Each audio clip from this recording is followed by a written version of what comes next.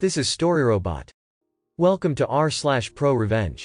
Our first story of today is, a coworker was eating people's lunches, so I poisoned them and got them fired.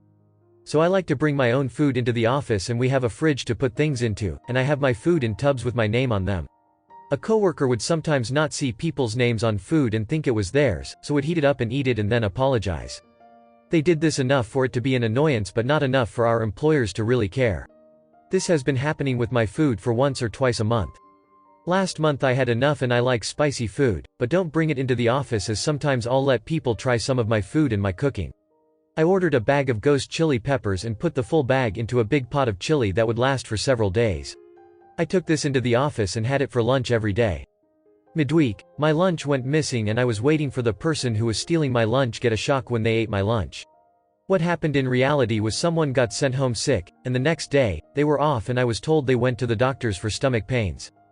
2 weeks went by and the coworker who was off refused to talk about it and said HR was involved, so I knew they were going to try get me fired. I went home and ordered another bag of ghost chilies and made another batch of my chili, this time with only one chili in a single tub. I put this in the freezer, and the following Monday, I was told I had a HR meeting that day. I refused and said they need to give me 24 hours to find someone to come into the meeting with me, and the next day, I had my manager come into the meeting and brought in my now heated ghost chili infused chili. The long and short is, I was told I could be fired for trying to poison the person who was stealing my lunch, and I asked if they admitted to stealing people's lunch, which they did. I then said I have a batch of the chili in question with me, and I like spicy food. My liking spicy food shouldn't stop me from having it at work, since it doesn't smell when heated like fish, and my manager agreed it was on the person who took my lunch without knowing how spicy it was, and I should not be held liable if they eat something of someone else's that doesn't agree with them. My manager and I then ate some of the chili and offered it to the other people in the meeting, some of which tried it and agreed while it was spicy it was clearly what I liked, as I was fine eating it. The meeting ended and nothing happened. I wasn't taken into another meeting and my lunch wasn't taken anymore, but the person who had stolen our lunch got a slap on the wrist and was allowed to stay at work. Lunches started to go missing again, so my manager went to HR to say that lunches were going missing and he knew who was taking it and had proof this time, and when they asked for the proof he presented the meeting record with the line highlighted where they admitted they had stolen lunch and the line where HR had said this was not what the meeting was about. They were fired the next day for theft of property and told they would not be given a reference. Our second story of today, try to fail me. See what it gets you. Okay, so in 9th grade, I had one of my favorite teachers of all time teaching biology. He was known for his extremely long and difficult packets, but everyone loved him anyway. He was one of those people who can make any assignment or subject seem easy, because everyone was having far too much fun to notice how much they were learning. His TA, however, was another story. She had this internal power struggle going on 24/7, and she disliked me immediately when I first walked into class.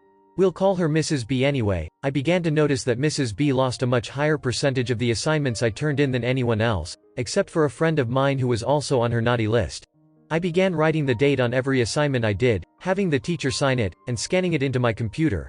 Mrs. B knew nothing about this, and instead of just printing out my scan of an assignment when she lost it, I would just complete and turn it in again, once again getting it signed and scanned. Side note, Mrs. B was also one of the lunchtime hall monitors, those people who go around and try to keep a couple hundred middle schoolers in check at once. At least, that was what she was supposed to be doing. Instead, she completely ignored everyone else and blatantly followed me around, systematically adding each and every one of my hiding spots to the not allowed list. Me being awkward and asocial, preferring to read books than be a normal person and talk to people. Anyway, the end of the year rolls around, and the final packet looms ahead. It's the biggest and most difficult of the lot. It also is worth around 40% of that term's grade. Being very wary of this tush BS, I finished and turned it in 2 weeks before it was due. Wouldn't you know, she lost it.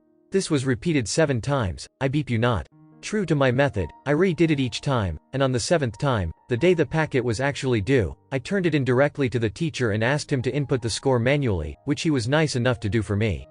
My grade secure, I then went home, printed out a 6-inch pile of lost assignments, and brought them to the office the next day. I reported her, and when she was called down to the office to report, she was smug as hell, telling me to prove it then. Trouble, that was her nickname for me. Her face when I pulled this mound of paper out my backpack was the most priceless and satisfying thing I had ever seen. The grades were locked by then, so I was off the hook, and she was nearly fired, eventually being reinstated but under close inspection. Last week I revisited the school, where she's apparently still working. It's what sparked this memory, and I tried not to laugh when I walked into the biology room to catch up with the teacher, watching her face literally purple with rage from the corner of the room. Our final story of today is, silence me for 4 years.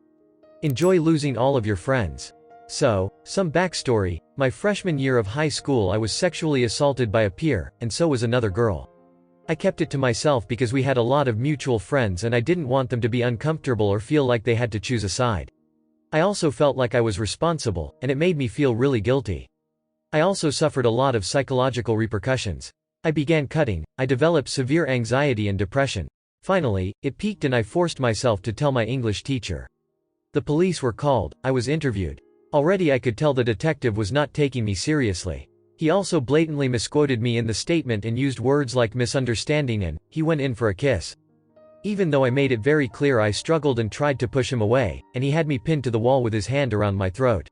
He confessed after 10 minutes of being interviewed by the police. The charges got dropped by the prosecutor because he felt the case would never go to trial. He was a star student and was very well respected. After this he was banned from speaking at school-sanctioned events. I was still quiet because I'm not a rock-the-boat type person. Eventually, I found out he was planning on going to the same college I was going to. I wrote him a letter, asking him to please reconsider. He had said he was very sorry earlier. I told him in the letter to put his money where his mouth is and prove it. He never replied. A few weeks later I find out he's planning to speak at a baccalaureate event put on by a local interfaith community. I emailed the teacher in charge and told her what happened and politely asked her to not allow him to speak.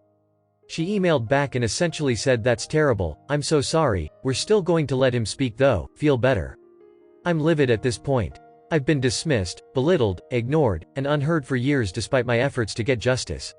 He's still incredibly popular and everyone loves him. I decide I've done all I can.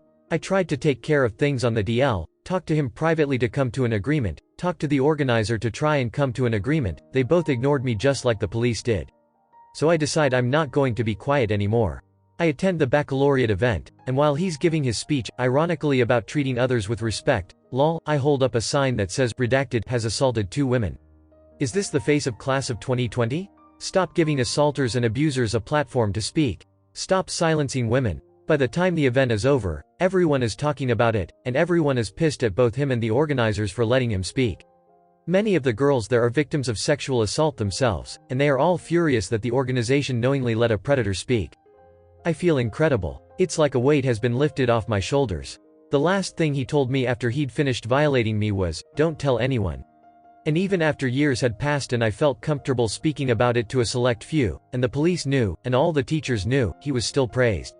And every time I heard someone talk about him fondly, I heard that little voice from deep inside me, saying, you're letting him win. Now that everyone knows and everyone hates him, I know that finally, I can lay this matter to bed. I can finally let go.